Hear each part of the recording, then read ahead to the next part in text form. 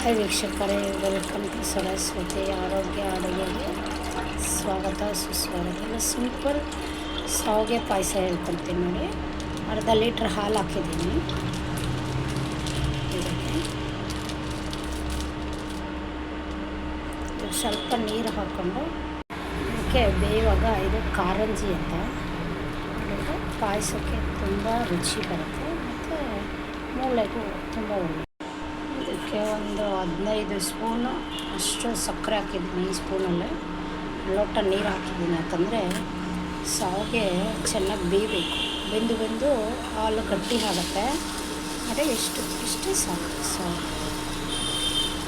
ಹಾಕ್ಬಿಟ್ಟು ಆಮೇಲೆ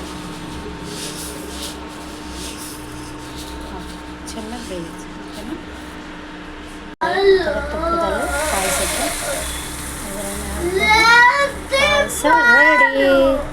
ನೀವು ಸಿಂಪಲ್ಲಾಗಿ ಸ್ವೀಟ್ ಮನೆಯಲ್ಲಿ ಮಾಡ್ಕೊಳ್ಳಿ, ತಿನ್ಕೊಳ್ಳಿ, ಆರೋಗ್ಯವಾಗಿರಿ. Thank you.